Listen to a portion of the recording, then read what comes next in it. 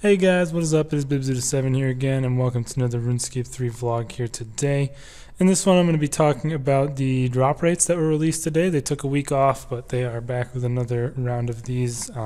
Not bosses this time, of course, since they did all those. They're moving on to quite a few various things, actually, that I'll go over, but seems pretty interesting. Going to be doing some DKs during this video. I actually am on a task for them right now, and pretty much done with it at this point. Only got 56 left. Got quite a few of the drops in my invent, but I had to go to bed for work the next day, so couldn't quite finish it out. But gonna be doing the rest of it. Probably won't finish it in this video or anything, but it's good for my Collection King series and my Slayer series. Both of them kind of collide when it comes to boss tasks for Slayer, so it's pretty cool. And yeah, I got some of the drops in my invent here that I got earlier. I actually have all the drops for DKs already, spoiler alert I guess, for the Collection King series, but it's not really a huge spoiler because these aren't really a big boss or anything. But yeah, I already have all of the drops from here, and I just need the pets. It's going to be kind of interesting to see on that series which bosses end up having the pets be the last thing I get as opposed to a drop. Like at Telos, the drop of the Dormant Staff was the last thing I needed, as opposed to having the pet. So it'll be kind of interesting to see in the end what those end up being. But go ahead and start a custom session here and just do these things. I'm not probably going to be doing them pretty badly because I'm going to be looking away a little bit to look at these drop rates we have on the side here. But the first thing was one thing that most people wanted to see, and that was Revenants. They did release the Revenant drop rates, and they're pretty much about what I would expect to see, honestly, in terms of the ridiculous amount of complication that Jagex unnecessarily adds to things to make them insanely confusing and just make the data almost impossible to comprehend. In with like, it just has, there's no common sense involved in making any of this apparently. So basically, it's just a bunch of random calculations that all boil down to the eventual drop rate of items, and apparently it is just determined by the combat level of the Revenant. So they take the combat level of the Revenant, they do a bunch of math to it. They take the square root of the combat level rather, which will then give you a minimum of 1 or a maximum of 12. And then they take that and divide 60,000 by that number to get a new number, and then they change that with different modifiers if you've done like the elite wilderness tasks, or if you've done or if you have a Revenant drop enhancer on. So the lowest number you can end up having for this number is 4,275 with all the bonuses and killing the highest level Revenant, and they give that a name. They call it the rev number. So whatever, I mean, that's your rev number, and then they go in and tell you the drop rates based on that number for each of the drops. So getting any of the good statuettes like Bandos and up is 1 divided by that number. So 1 out of 4, over 1 out of 4K for even if you're killing the highest level 1. Now obviously, if you were to take all of these and combine them, it's a pretty decent drop chance for any of them, but for all of them, it's pretty rare. And I mean, you got to consider at the same time that these are Revenants, so you kill them pretty fast, and it's not like something that takes a while to kill, and you go through a lot of them really quick. But the combat level is a huge factor in the drop, so you got to take that into account as well. Not all of them are.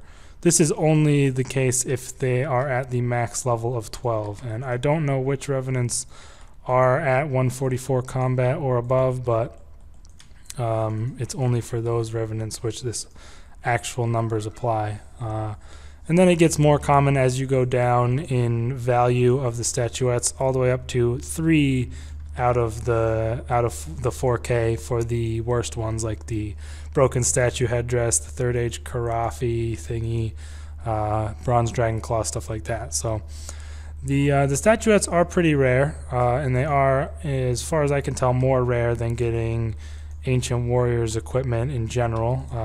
So that's interesting to note. I would have thought that some of the less valuable ones would have been around the same rarity, but I'm not too sure.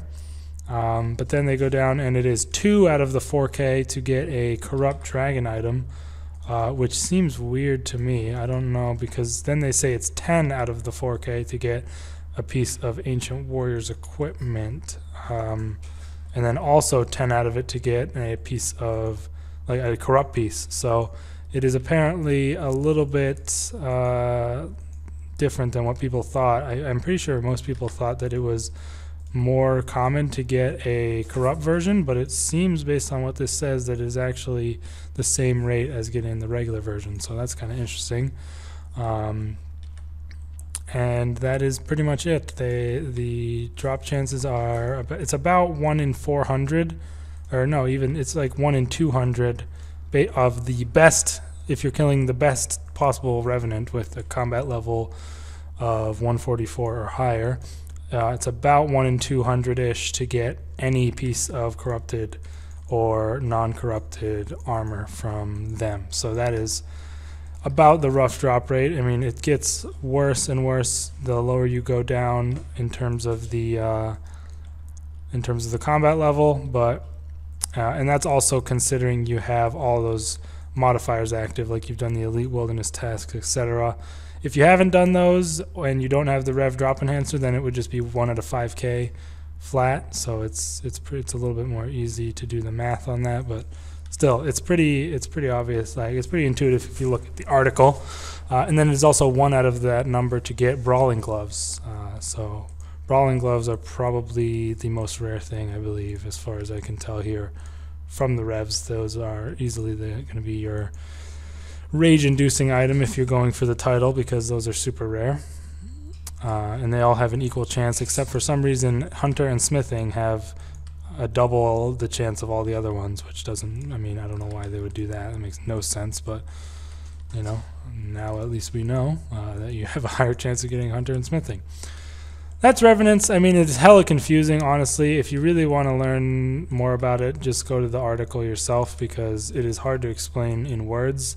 It's better, you're better off just reading it, but in general, it's pretty much, as far as I can tell, what people expected. Like, there's no huge like ways that people are going to be able to utilize to get more drops or get better drops or anything, so nothing too much else to say about that.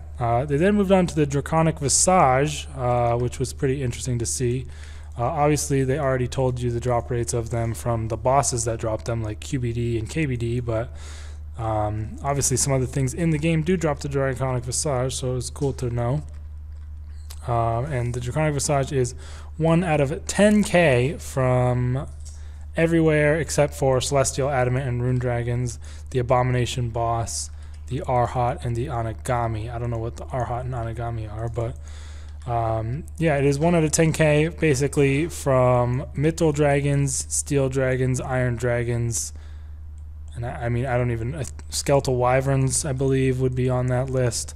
I don't know what else really drops Visage, to be honest, but that's pretty much all I can think of. But if there's anything else that isn't specifically listed, then it is also 1 out of 10K. And then if you move down a little bit, the drop chance from Adamant Dragons is 1 out of 5K, so still really rare from them, honestly. And then it is 1 out of 2.5K from the Abomination Boss, which I didn't even know dropped Visage, so, you know, you learn something new every day from these drop thingies. And then it is 1 out of 512 from Celestial Dragons, Rune Dragons, and then those Arhats and Anagamis. I think those are like on the Ark or something. But yeah, 1 out of 512, so not too rare from the Rune Dragons, Celestial Dragons. Usually tend to get a few of those. I just devoted by accident. Now I'm equipping the wrong stuff. Really having a tough time here. The DK is quite a tough boss.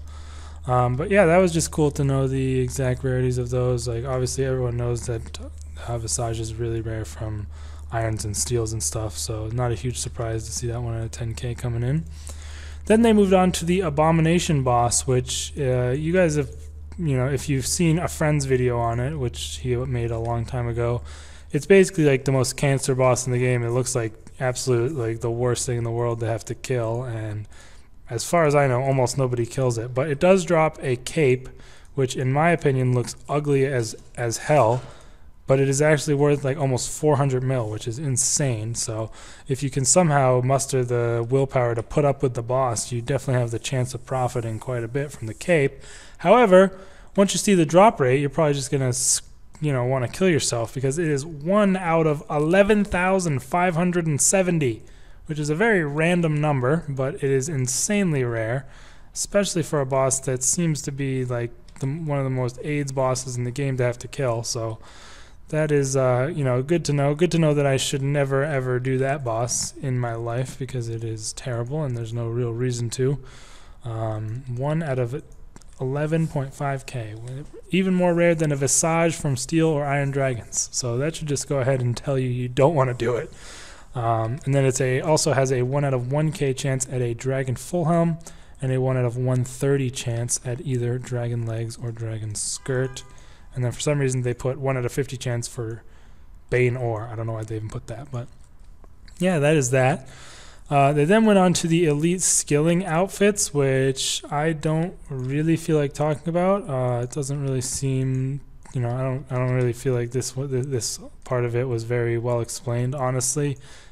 To be quite frank, I didn't really understand it too much myself, but I didn't really read into it too much. I mean, the ones from the mini games are pretty basic, but then they go into like fragment chances, and that's where I kind of just like got uninterested and didn't really care at that point, because you just do the skill and you try and you eventually just build up the fragments to make the elite outfit. But either way, I'll go through the ones that are a little bit more basic. Whenever you mine a piece of the crust off of the lava flow mine, it is a 1 out of 856 chance for the golden nymph to appear. So you are going to have to mine quite a few times there to be able to have a pretty good chance at getting the full outfit. But it's pretty AFK there, so getting that outfit's not too bad if you ask me. I've gotten it a few times now.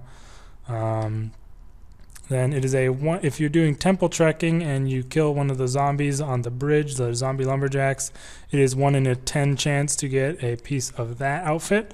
They go over the chance of all this other garbage, but I mean, it's once you find the thing and you do you kill them, it's 1 in 10. But you can only get 1 per encounter. So if you kill the first one in there and you get it, you're not going to be able to get another piece from the second one, so that's good to know, I guess. And then it is a 1 in 5k chance to get a piece of rogue armor from the Flash Powder Factory, which is actually increased to 1 in 500 if you're wearing a rogue or factory mask. Don't really know anything about the Flash Powder Factory, so I can't really comment on that, but that sounds super rare unless you have those random items that I've never heard of, so better have those if you're going for that. And then is a 1 in 100 chance of getting a piece of the blacksmith outfit when completing a ceremonial sword, which is actually reduced pretty heavily to 1 in 25 if you get a perfect one. So if you're going for that outfit, definitely make sure you hit those perfect ceremonial swords if you are able to. And then after that, they talk about the cache, which apparently they got epically wrong the first time they talked about it, because they said it was 1 out of 200 minus your cache score, which is obviously not the case, because it doesn't take that very long to get that full outfit. And if that was it, then a perfect cache would get you a 1 in 100 drop rate, which is not the case at all. But they changed it, they updated it, and it is now roll a 200-sided die. If that number is under your cache score, you obtain a piece of the diviner's outfit. So basically, if you have 100 points, then you have a 50% chance of getting a piece. So it is pretty common, as long as you get 100 points on the thing. Or it's probably a little less than 50%. I'm not sure how the die works. Like, does it include 0 or whatever? Sorry if you guys, by the way, can hear the people that are fucking honking outside my apartment right now. Kind of annoying me. But hopefully it doesn't come across too loud on the video. And then from the pit, for the agility outfit, is actually 1 in 3, so really decent chance of getting it. I mean, obviously you don't really get the pit that often, but still 1 in 3 is really good. And then they talk about the skilling fragments, which I'm not going to go into. On to the next one is the Raptor Key, which has been something I've always been interested in. It's just a cool like item to, you know, potentially try and go for passively while you're doing Slayer. And I've always wanted to open one, although I haven't gotten any pieces on this account, unfortunately, yet. But you get a huge Slayer lamp from it, 10 to 20 Slayer VIP tickets, 2 to 4 pack Mammoth pouches for some reason, 375 Slayer points, and then, oh, an Archer's Ring. Wow, would you look at that? Right in the middle of my video. So this clip's probably going to end up being in my collection series. Obviously worthless. I would much rather have more D-hatchets at this point, since I already have all the other drops, but whatever. Anyways, back to the video.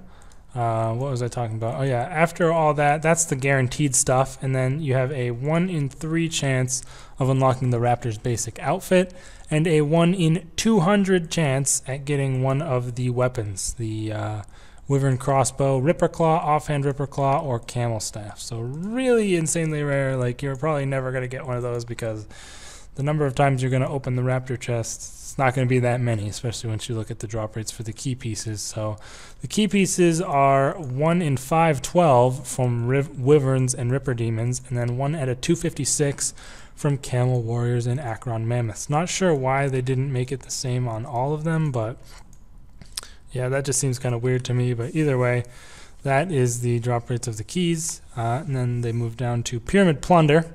So it is pretty ridiculously rare to get the Scepter of the Gods. I haven't ever really seen anybody with it, although someone did post on Reddit. It is a 1 out of 625 chance only when looting the jeweled sarcophagus at the end of the pyramid to get the Scepter of the Gods. And then Black Ibis pieces are 1 out of 2,300 as a base chance, and this can be reduced in multiple ways, which I'm not going to go into, but Black Ibis is really rare, and I only ended up getting 1 piece when I was going for 99 thieving, although I did go to Elf City obviously after I got up in the mid 90s area, but still insanely rare for that.